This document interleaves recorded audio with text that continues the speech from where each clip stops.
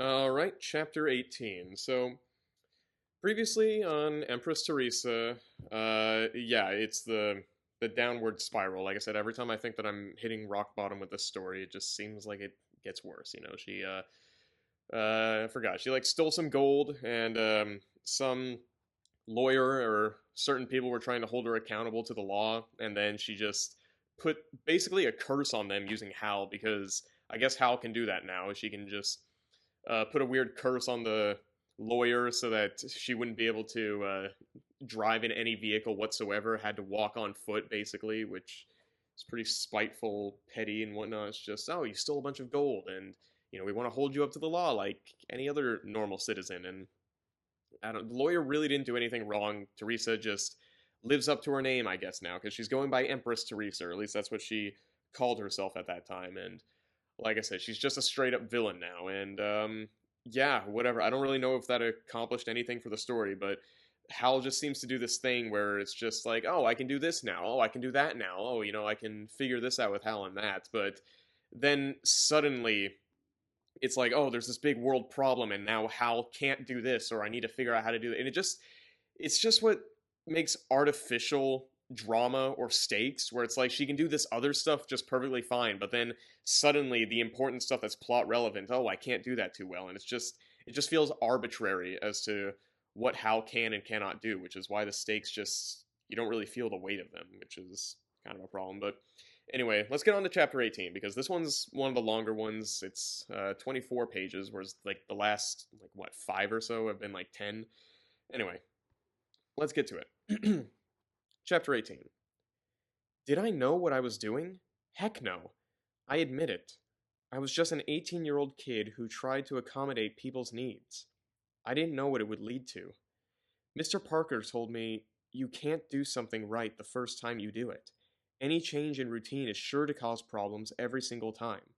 There are no exceptions. Yeah, well, not doing something can be a mistake too. 4 men sent by Ambassador Fox arrived at the Parker estate. I was amused as they introduced themselves as Bob, Jack, Harry, and Chuck. These were probably all fake names. Again, I can never tell who's talking. I get it. You guys work on Thanksgiving Day. You guys work on the Thanksgiving Day parade organizing committee. How did you guess? I don't know who's talking. This drives me crazy. I don't know if it's one of them or if it's Theresa. This drives me crazy. I don't know who. I've been talking about this earlier, but whatever. I'm just going to read it as I get it. You guys work on the Thanksgiving Day parade organizing committee. How did you guess? Laughed Bob, who was the leader and the jovial diplomat. I'm guessing that was Theresa talking the first time. Bob did all the talking for this group, and he might as well have been talking about the philosophical theories of the Three Stooges for all the lightness of his speech. Did this clown really work for the CIA? He had to be faking his demeanor. Again, I don't know who's talking. The first thing we need to know is, can you find any particular person you want after you've grounded him? Okay, I assume it's Theresa talking now. Oh yeah, I had to set it up like that. The lawyers might have tried to trick me by saying they needed an ambulance. I need to look at the person quickly to see if he really needed an ambulance. Then if I did the turn off, the grounding, and then if I did turn off the grounding and tuned it on again, okay, that's odd. I'd have to look at the person to make sure he wasn't in an airplane. Ooh boy, what would happen then? Hal would stop the plane instantly. The passengers would be crushed like applesauce. Ouch! Cancel my reservation!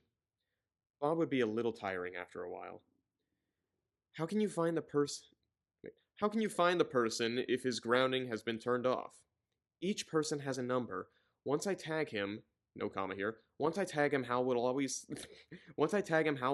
keep track of him grounded or not. Why does it matter if I can find a person again? If you can do that, you can use one terrorist to find many others. Oh yeah, I forgot they were talking about terrorists in the previous chapter. I didn't think of that. Maybe we shouldn't ground them right away. Just tag them and see where they go. It depends on the place you find them. In the Middle East, we want to lead us to others. We want them to lead us to others. In an Afghan training camp, we just ground everybody except somebody who looks like he's visiting. He'll lead us to others. I get it.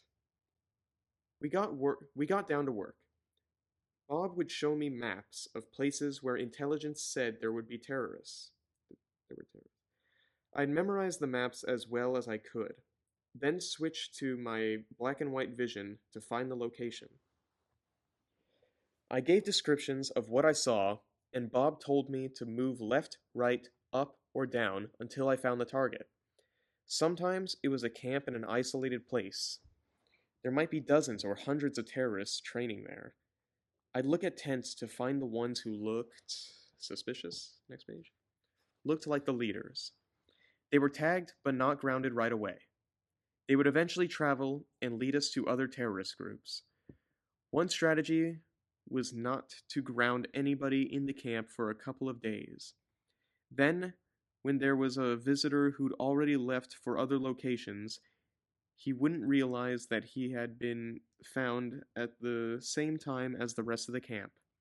This way, the terrorists wouldn't know what was going on. Meeting 3 days a week, the team there's no commas. Meeting 3 days a week, the team could find and tag, or tag and ground, 200 or 300 terrorists a week. In 2 weeks, the press was filling stories that terrorists were being grounded. Everybody knew it was me. The news brought praise from nearly all politicians in Europe, the Americas, Africa, and Asia. My name was being mentioned for the Nobel Peace Prize. Of course it was. The effectiveness of the program was not yet known.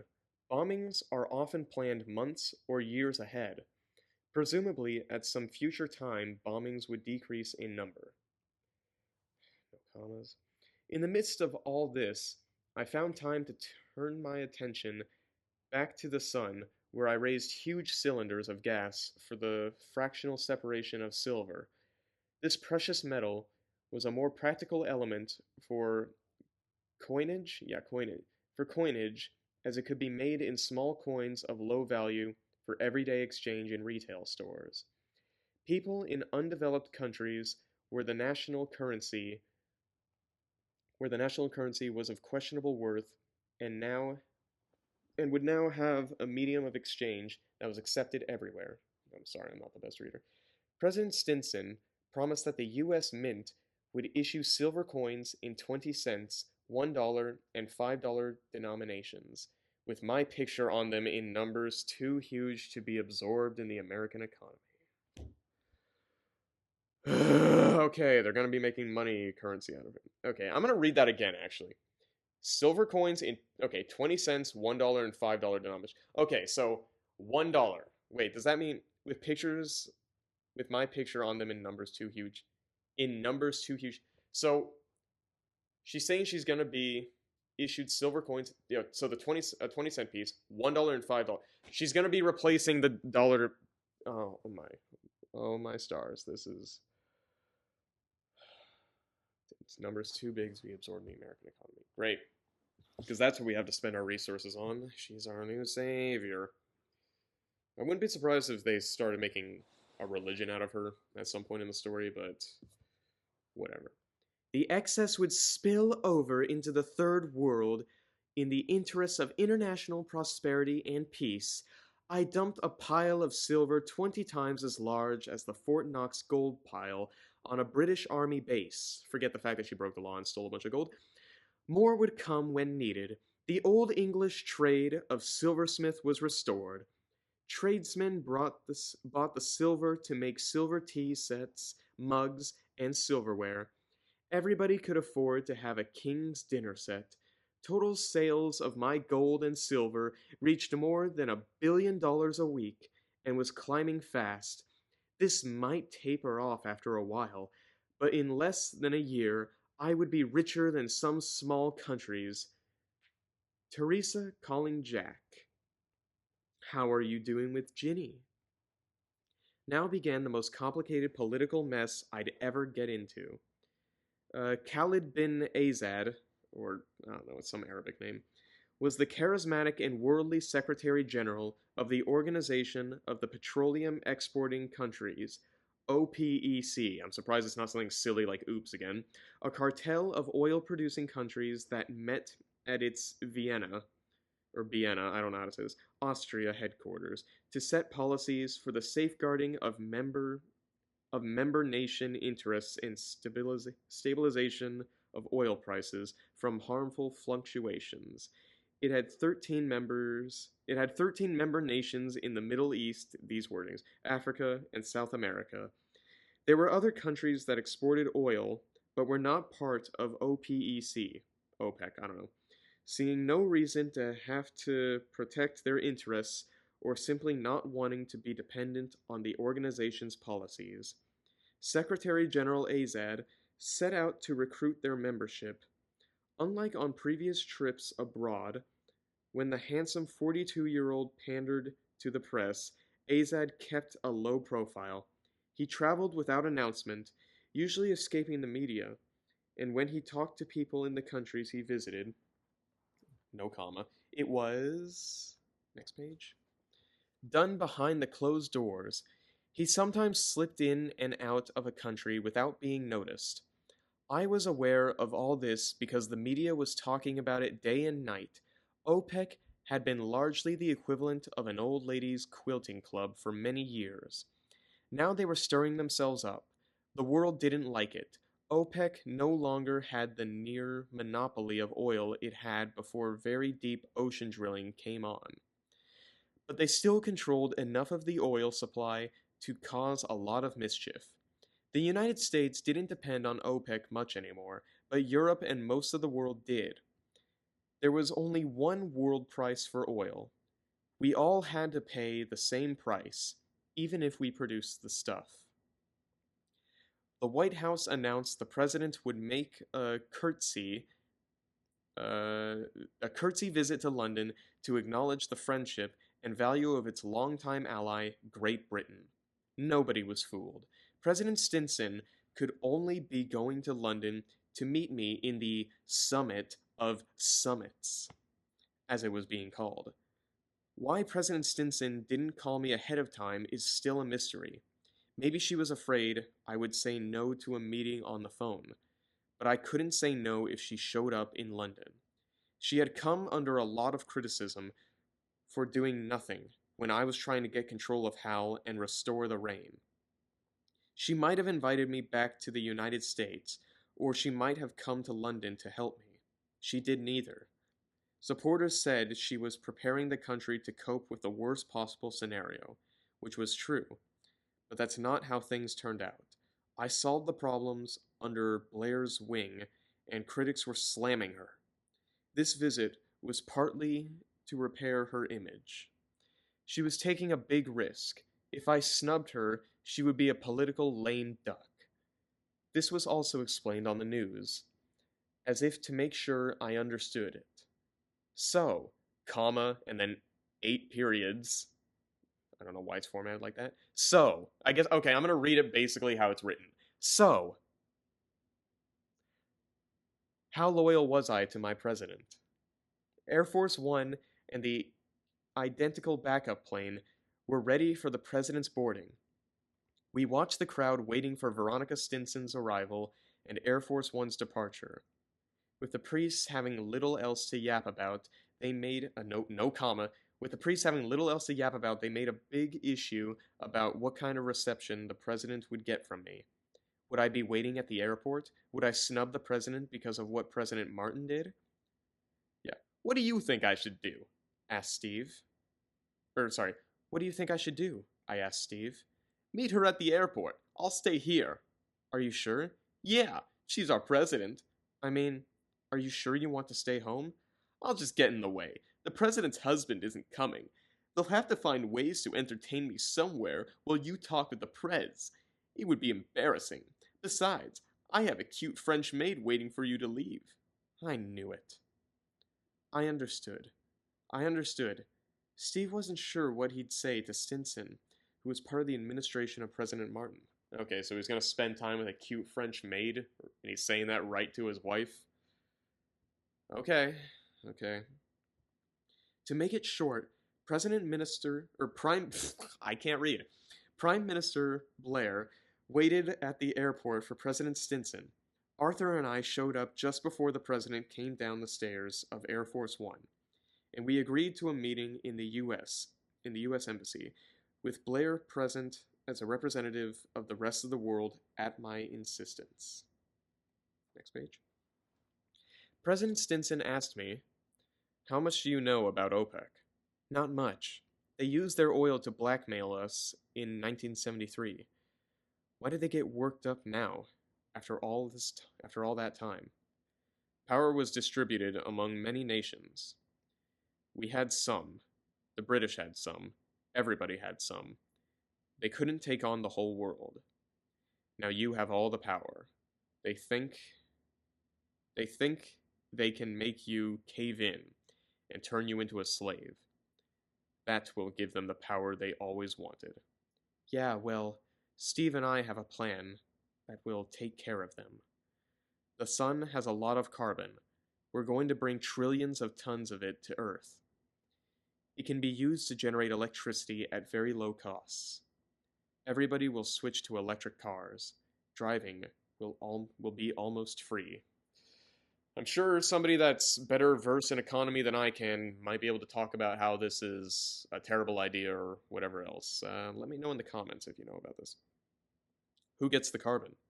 Anybody who wants it, even nations that don't like us. The idea is to reduce the need for oil. Yeah, I could see this being very problematic. How much will you charge for this carbon? Not a penny. It's free. Nothing's free. My goodness, that's very generous. I'm not going to be anyone's slave. They can drop dead. This terminology is so threatening. My stars. Of course. We don't know what they're planning. It may be nothing, but your plans should limit any damage if they do. I just wonder if you can deliver this carbon quickly, in case they turn off the spigots right away. Spigots? I don't know these words. Right away. I can have it here in 2 months. I'm working on it now. Blair jumped in. I understand it would take years to change the transportation system from fuel power to electricity. If there is an embargo there, there will be hardship. We do have our own limited oil supply. We do have our own limited oil supply, answered the president. Offshore drilling technology is advanced more and more quickly every day. We're drilling in 2-mile deep water. An embargo would accelerate drilling 10 minutes. 10 times. I can't read. Accelerate drilling. Yeah. Sorry, my dog's walking. An embargo would accelerate drilling 10 times, I think. But you're right. A severe embargo would cause hardship. But Theresa's carbon will calm the public nerves. Indeed it will. As always, my dog's walking. Public confidence is the main concern. Why's that? I asked. The people must believe things will work out well, or their fears will make the situation much worse. During the 73 embargo, there were absurdly long lines at the petrol stations, but in reality, there was always enough petrol for everyone's needs. It was public fear that caused the long lines and other problems. The president added, the need for importing oil is far greater today. The problems would be worse. Don't we have plenty of offshore oil? I asked. Yes, but it's in deep water. I can bring the land up to the surface. You can? Sure. I did it at the South Pole. That would help. How do you raise land? I slip crushed rock under the land I want to lift up. Hal is nothing but a bulldozer, but he's an awful big one. I can read we're drilling 10,000-foot wells in the Caribbean. I could raise the Caribbean floor to the surface. Of course, you understand raising that much ocean floor will take a few months. Yeah, they're talking about oil. That's like basically what the rest of these chapters are. It's like, oh, we got this problem, and this problem, and then that problem. It's so episodic. Good word. I mean, it's saying Lord here, but I don't want to blaspheme, exclaimed President Blair. Shall we announce this and force them to do something? This is somebody else talking. Let's see what OPEC does first. Let the bass let the bass fish, it's not saying it, shoot themselves in the foot. There was a personal matter I wanted to distress. There was a personal this is Theresa talking. I never know who's talking. It makes me feel like a moron reading this. There was a personal matter I wanted to discuss. If I provide a cheap source of oil, it will save people a heck of a lot of money, don't you think? Trillions of dollars a year, Stinson asked. More than the gold people lost? Many times more, I would think. Then I don't want any more lawsuits about gold or anything else. I can't be sitting in courtrooms all the time because some people are greedy. I could ignore whatever OPEC does, you know. Understood. You play hardball, Theresa. This is her tongue. She said with a smile. I think she was proud of me. Yeah, well, I didn't ask for any of this. I don't deserve to be bullied. 90% of the gold in the world was dug up centuries ago at very low prices. Now people want me to buy it all back at trillions of dollars. Nobody ever paid for it. They can all drop dead. I don't deserve to be. She's such a freaking villain. I can't stand this character. I'll see what I can do. Congress could pass laws exempting you from suits. The government can't be sued. I think you could be inclined. I think you could be included. It wouldn't take a constitutional amendment, Blair added. Blair added, I'll attempt the same with my European friends. That should settle the matter. No more detailed reports about the OPEC situation were possible, because we didn't know what OPEC would do, if anything. Discussion drifted off into general topics. President Stinson asked many questions about what I could do with Hal. I had to tell her not much. I was still in the early stages of breaking the code to control Hal, but I was developing new parameters all the time, but I couldn't predict all future needs. The meeting eventually ended. I returned to the Parker house. President Stinson went back to the States. I'm sorry I'm laughing because I know this is just going to be a boring chapter like the old one. She told people in vague terms that I was preparing unspecified actions. The stock market calmed down and everybody waited for OPEC's move. President Stinson called in several dozen senators and representatives to explain the gold situation and why I wanted exemption from lawsuits. Like President Martin with the BC Campus Police, President Stinson read the congregational representatives the riot act. They went back to the Capitol building swinging bats and asked Congress to pass laws exempting me from lawsuits. Not many people were against it except the lawyers, and nobody cared what they thought. President Stinson summed it up at a press conference. Theresa's a tough little lady. She plays hardball with her own government. She'll be Godzilla to OPEC. OPEC met in secret session. It lasted 3 days, indicating to the outside world that there was difficulty in reaching any kind of agreement. Members understood that taking me on was a high-risk gamble. Finally, a public statement was announced. Secretary General Khaled bin Azad droned on for an hour complaining about alleged insults and attacks. Next page. Next page. And attacks as OPEC countries and their people had suffered over the years. Steve pretended to fall asleep on the sofa listening to this Hanarag, I don't know this word, and snored. I jabbed my elbow into his ribcage. Finally, Azad got down to the nitty-gritty. We seek justice on the... I don't know how to do, like, Arabic accents, but, you know. We seek justice on the world stage. If it is not given to us, we will take it. We demand the operation known as grounding be removed from all freedom fighters. The phrase freedom fighters was his term for the murderous terrorist. We demand that Theresa Hartley put $10 billion every month into a fund for the world's poor.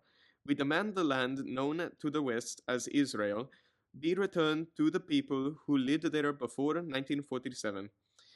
If these demands are not met, we will sell no oil to the United States or the European Union. I was near tears at these outrageous demands. I saved their lives. I turned their deserts into gardens, and they do this to me? This reminds me of Superman and Injustice. I made them safe, but are they grateful? No, they whine, they complain. Steve stared at the television with a fierce frown. He was livid. This is the world we live in. We're going to kill the bass fish. Again, they're not saying it. Steve started up the computer and did research. He was looking for offshore oil deposits. Raising the Caribbean floor was an option, but came with loads of political questions as to who owns the Caribbean. He wanted a neater solution. After looking up a list of known or suspected underwater oil reserves, he read that there was more oil under the gap between Africa and Madagascar than there was in the Middle East, but not a single oil well had ever been drilled there because the oil companies didn't trust the leftist Madagascan, is that how it's pronounced? Madagascan government. So much for that solution. He looked up how this oil had been created. It seemed that millions of years ago, Madagascar had broken off the eastern side of Africa. The growing gap between the two land masses was what created the submarine oil deposits. Well, that was interesting. Where else had this happened? This is so boring. He turned to plate tectonics. Soon he found something startling.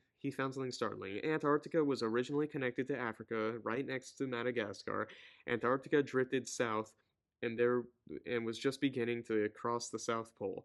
The Antarctic coastline on the Atlantic side, with the tip of Africa pointed right at the middle, was part of the Antarctica that had once been joined to Africa, just below where Madagascar had been similarly attached.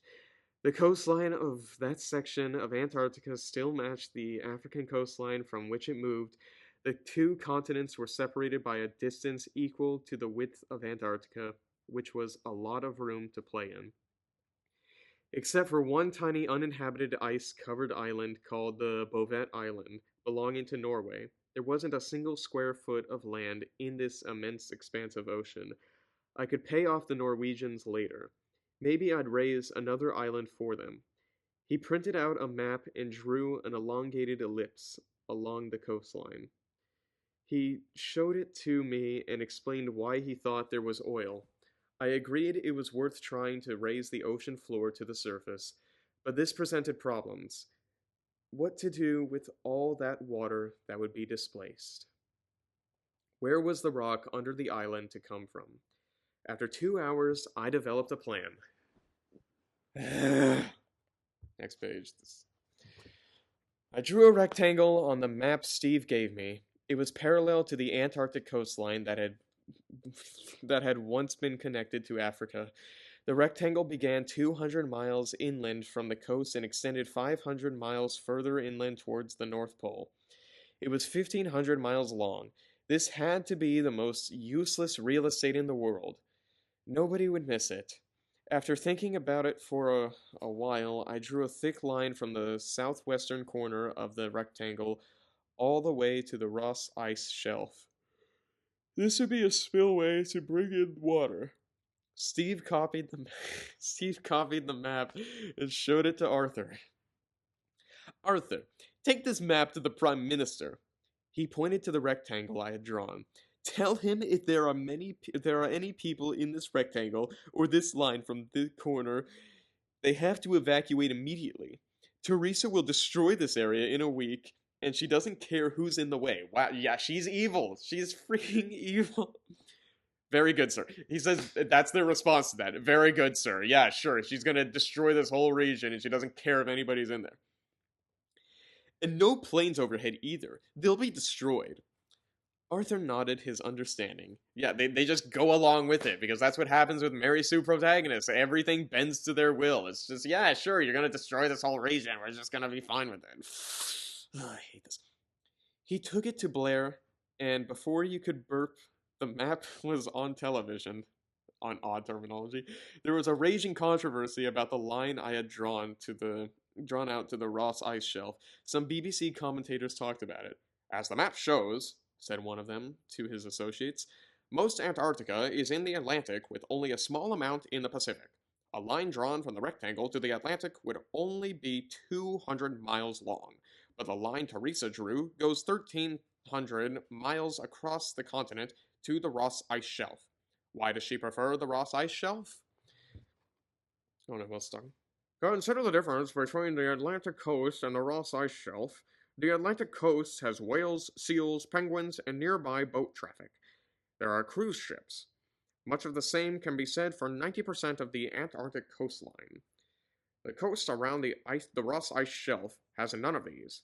There is nothing there. Why is that important? I must say it's an intriguing mystery. I was enjoying this.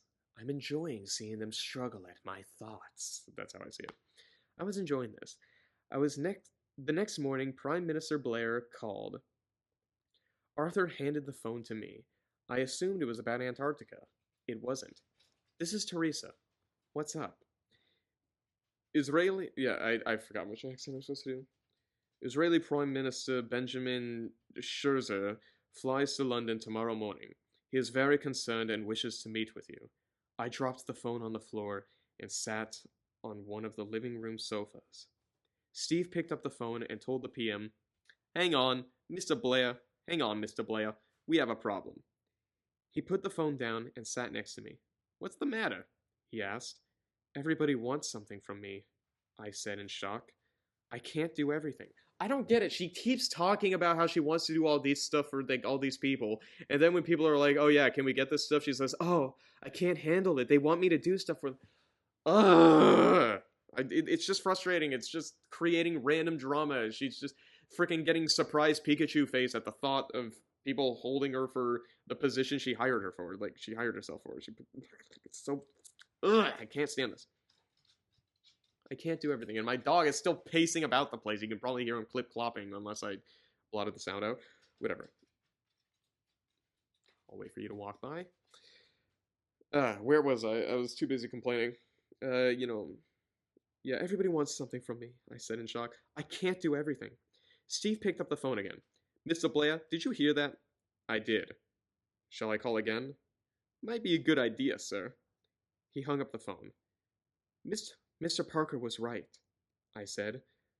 I shouldn't have gotten involved in politics. I agree with that. Parker replied, I have reconsidered my statement. Next page. It was inevitable you would be involved. You have power. Somebody was sure to try to get it from you. Now consider who could do this. Governments couldn't do it. The only hand they have to play is military. The United States and the Western countries blackmailed you with military power. But OPEC had the oil card to play. There is no defense against that. OPEC would have challenged you even without the grounding of the terrorists. We are enthralled by Parker's remarks. He was no fool. But his assessment didn't help me, and I said, I read a short story. A Hindu god told a prince, I will give you all wisdom and immortality if you come up my mountain and live with me forever. The prince agreed. People heard about him. For 1,000 years they came up the mountain to ask his advice about their problems. Finally, he threw himself off a cliff and killed himself. He left a message behind. It read, Too late, I returned the curse of having what others want. Steve and Mr. Parker wore frowns. They couldn't think of anything to console me. It was Mrs. Parker who saved the day. The prince had nobody who loved him. I smiled. Mrs. Parker said the right thing. I looked at Steve. What do I do about Israel? I don't know. We don't have to come up with something in it's still him talking. I don't know. We don't have to come up with something in 5 minutes. Tell Blair you'll see the guy. He might have ideas. Arthur, would you get Mr. Blair back? Happily, madame. He reached Blair. Mr. Blair, I don't know what I can do, but I'll meet with him. He is at a loss. Perhaps a meeting will inspire us. Okay, we'll work on ideas. Arthur drove into London Wednesday morning, so we could have a long leisurely lunch at a first-class restaurant. Shortly before we arrived at number 10, we were ushered into the PM's residence, where the two prime ministers waited in a nearby office. Arthur had to wait in another room. Sorry, Arthur. I said. This is very sensitive stuff. I fully understand, madame, he answered, with his standard reassuring smile. We were conducted into the meeting room.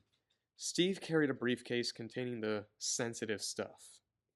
Typical greetings and handshakes were exchanged, and we all sat down at a table. Prime Minister Scherzer, I don't know how to say it, Prime Minister Scherzer's face was grim. He'd all but given up finding a solution to the crisis. It would take a miracle. I noticed his mood and gave him a big smile to indicate things weren't so bad.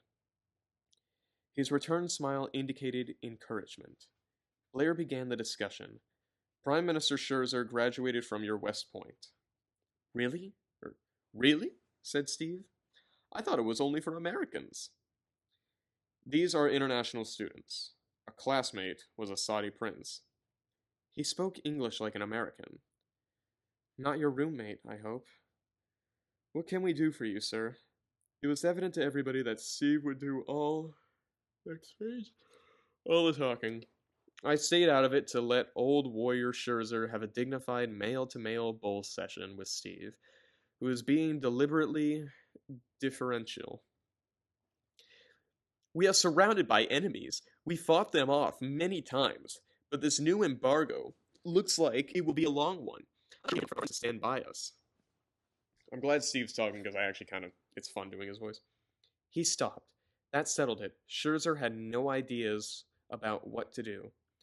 Well, sir, I think we all agree your friends won't stay with you long, if it means abandoning their cars and walking to work. But we can't give in to these bassfish demands. As we say in America, okay, I think it's Steve. As we say in America, I have good news and bad news. The bad news is you can't stay where you are. Theresa is going to clobber these bass fishes. When they find out what's going on, they'll be mad as killer bees. They'll swarm over you. The good news is Theresa can give okay, I think it's the other guy. The good news is Theresa can give you a new homeland. She has two plans, A and B. Plan A is moving to Israel. He pulled a map of Israel out of the briefcase. Red lines drawn with felt markers separated Israel into 3 parts. The middle part was trapezoid-shaped. The trapezoid section is moved west into the Mediterranean. That makes it possible to move the northern part of Israel south for a few miles, then west into the Mediterranean. Finally, the southern part is moved north 100 miles, then west into the Mediterranean. The parts are put together again in between Italy and Greece here. He indicated the place on another map showing the entire Mediterranean Sea. The problem with this plan is it doesn't give you anything, and the fishermen will complain you're ruining their business. What's plan B? Or what's plan B? I don't know who's friggin' talking! I think it was Steve talking that whole time. What's plan B? Steve smiled. I knew you wouldn't like plan A. Plan B is Theresa can raise an island for you out of the ocean floor. He pulled out a crude drawing of an island. It was in the shape of the Star of David. This island will be 500 miles wide, which is something like 20 times the land area you have now, and every square inch will be fertile soil. Each arm of the star has 20,000-foot mountains to catch the rain and give you fresh water. They will also be the greatest ski resorts in the world. Kids like ski slopes more than rocks in the desert. Your tourist trade will explode. The problem with this plan is it will be months before it's habitable. You may have to put up somewhere. Maybe your friends in New York and Florida can take you in. How can she raise an island? Apparently, he liked this plan better. Very simple. She cuts out 2 slabs of bedrock, crushes one into gravel, and packs it under the other slab. She's done it before underwater in the South Pacific, close to the pole. We have bets on how long oceanographers will take to find it. Blair quickly listened as we explained that. He had already heard when President Stinson visited. Scherzer said, if OPEC had... This is so boring. If OPEC had known of these powers, They might not have made their demands. Steve and I were shocked. Scherzer had made a good point. A little knowledge shared with the world. Next page. How much longer is this chapter? Okay, a couple pages. I forgot what I was saying. A little knowledge shared with the world might have prevented this mess. Were we to blame? Blair intervened. Prime Minister, these young people are not experienced in diplomacy. Yeah, well, Blair had already known I could do something with the Earth's surface. Yeah, well, Blair had already known I could do something with the Earth's surface. That was Theresa. Where was he when this mess started? Let's leave it behind, said Steve. Where were we? The island? Scherzer resumed. Where is it? Anywhere you want. I assume you're not interested in the Indian Ocean. We're betting you'll choose the North Atlantic. You'd be right. Steve pulled out a map of the North Atlantic showing the lands around it. You'd have to avoid that red line down the center. That's where the volcanic thermal vents are. You might choose to be close to New York. Then you wouldn't be a refueling stop and transfer point for planes crossing the Atlantic. That could be a good business. Blair added, This is amazing. Mr. Prime Minister. This is amazing, Mr. Prime Minister. A traveler from any city in the New World can go to any city in the Old World with only one stop on your island. The savings are tremendous. Existing airports can't do this because none is large enough to handle the planes. Prime Minister Scherzer was sold. He thought a moment. I'm leaning toward Plan A, but I'm not sure my people will give up Israel. Steve answered, They have two choices. Stay and be exterminated to the last man, woman, and child, or leave. I don't think there's a third alternative. Yeah, join us or die. They're bad guys. They're just bad guys. There isn't. Can you move Jerusalem to the island? We were startled. We never thought of that. What an idea. Yeah, easily. Right, Theresa? It's a piece of cake. Steve offered a felt pen for marking the spot before choosing a spot. Scherzer asked, Where will you get soil for all that land? That's very interesting, sir. The ocean floor is covered with hundreds of feet of mud. It's millions of years of dust and micrometeorites, full of microbes, the most fertile soil on Earth. When Theresa raises the island, she'll have to scrape most of it back into the sea, leaving 20 feet. Are there mountains on the ocean floor? Steve smiled. You don't miss a thing, do you? It's my job. There's tens of thousands of them everywhere, extinct volcanoes from tectonic plate movement. Theresa will have to push most of them back into the sea. Scherzer was satisfied with that. He moved the felt pen over the map and chose a spot near the middle of the Atlantic at a latitude matching New York. That would put it right in the center of many commercial airplane routes between the United States and Lower Europe, making air transport far more profitable. Good choice, sir. Yeah, I don't know who's talking. Good choice, sir. Theresa will start working on it today. Prime Minister Scherzer was hesitating to respond. Next page. He quietly said, As much as the Star of David warms our hearts, it's not the most practical design. Can we change it? Sure. It was something we threw together overnight. Steve turned the map of Israel upside down to the blank side and pulled a handful of writing instruments out of the briefcase. It's all yours, sir. Blair was right on the ball with this one. Oh, it's an exclamation mark. Blair was right on the ball with this one. Hold on. I'll call for a piece of parchment. An aide was summoned with a piece of parchment and left. Blair pulled out his expensive fountain pen and said, Use my pen, Mr. Prime Minister. It has India ink. It will never fade.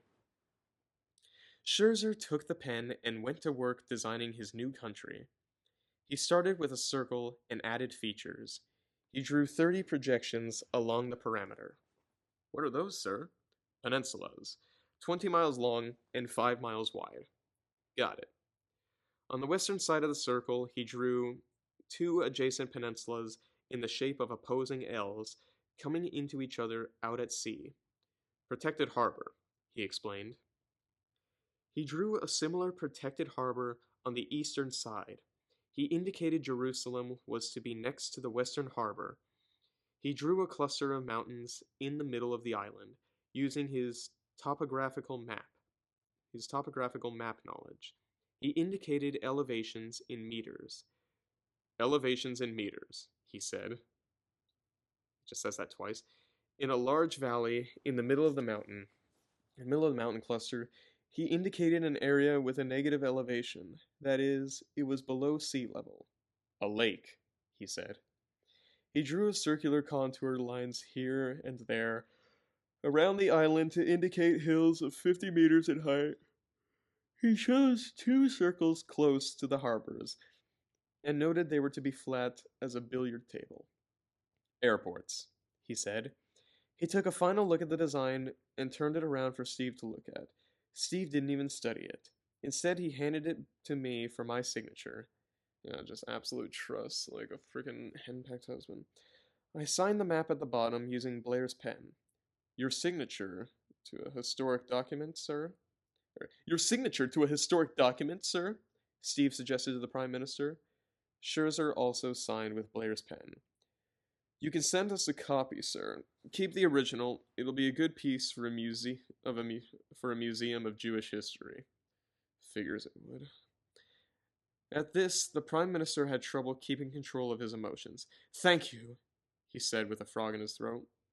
And thank you, Mrs. Hartley. You're welcome, I said with a proud smile. Prime Minister Blair jumped in. How long will you clobber the bass fish? Well, sir, technically speaking, Theresa won't do a thing to them. In 7 days, she will raise a large area of the ocean floor between Antarctica and Africa. We believe this area has trillions of barrels of oil. It will all belong to Theresa. She will sell the oil on the world market for $20 a barrel. No limits. OPEC will still make a little money. They should thank her. I wonder if they will attack Israel at all. Why would they? They may blackmail us with an attack on Israel. If Theresa's oil island brings their profit down. The funny thing is she has to supply oil to frustrate their oil embargo. They'll be clobbering themselves. Who knows about these plans?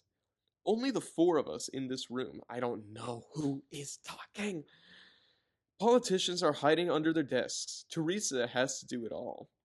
Can Mrs. Hartley raise other oil islands? Sure, they'll all belong to her. Will the oil islands be protected? Theresa is an American citizen. She'll say the islands are under the laws of the United States. Who's going to argue? How can Israel be evacuated quickly enough so the Israelis are not attacked?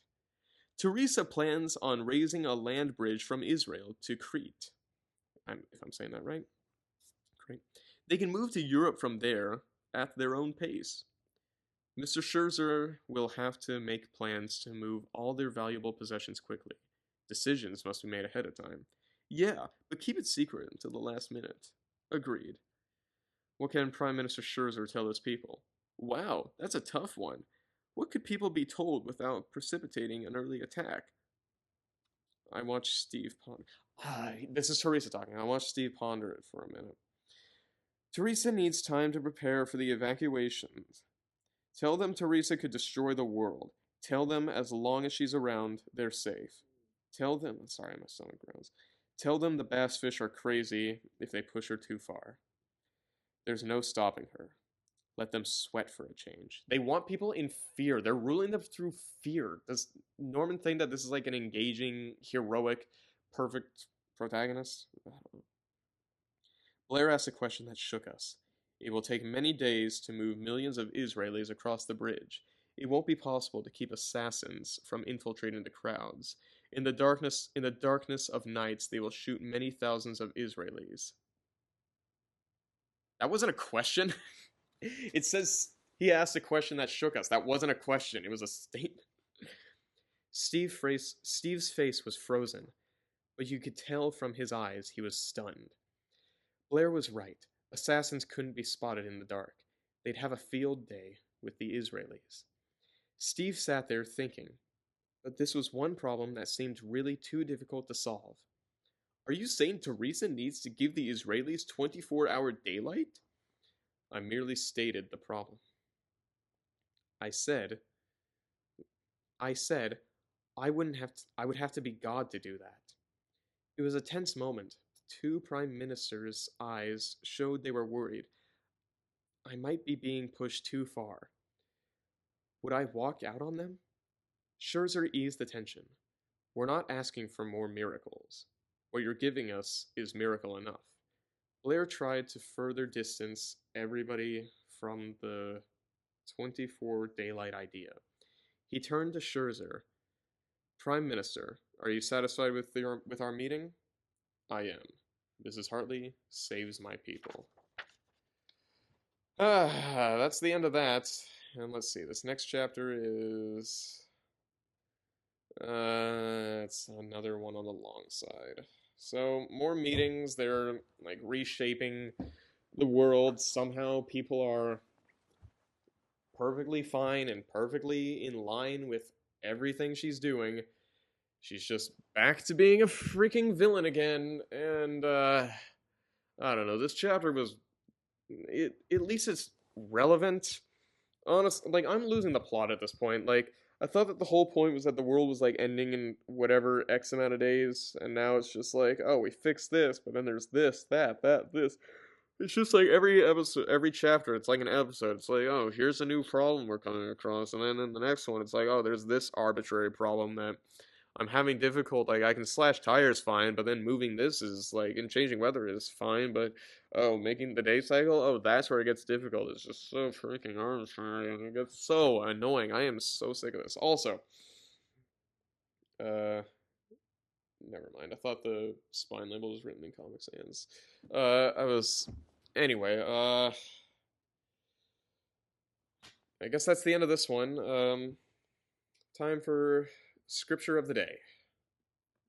Alright, so with Theresa, still being in power and, just kind of pretending, saying like she's like the world empress, basically, and just saying like, oh yes, nobody can stop me, nobody can stand against me, and then yet, suddenly, when push comes to shove, she's like, oh, well, this is for God's work and all that stuff, I don't know, I just kind of found it a little bit odd, hypocritical, and, and right now she's like talking about like the land and like I don't know. I think it's just funny that they're talking about like what they're going to be doing to the land. Like, oh yeah, I'm going to get this stuff. You're going to get that stuff, and nobody else has like a say in this. They're not going to like have meetings of like their countrymen, announcing this stuff. It's just their choices. They're just going about the land, and it's all their decisions and all that. So to stick with that theme that I was going with for Theresa, with humility is what she needs, and for who like inherits the land. I'm going to be reading from Psalm 37, verse 27 through 31. Turn away from evil and do what is good, and dwell there forever. For the Lord loves justice, and will not abandon his faithful ones. They are kept safe forever, but the children of the wicked will be destroyed. The righteous will inherit the land, and dwell in it permanently. The mouth of the righteous utters wisdom. His tongue speaks what is just. The instruction of his God is in his heart. His steps do not falter. That's from the Holman Christian Standard Bible, by the way, which I believe is a very underrated translation. And yeah, and I guess for the nerds out there are footnotes. When it says, dwell there forever, it also means dwell in the land. And when it says, in verse 29, the righteous will inherit the land, it also means, or on earth, like they will inherit the earth. That'll be all for today. Have a good one. God bless you.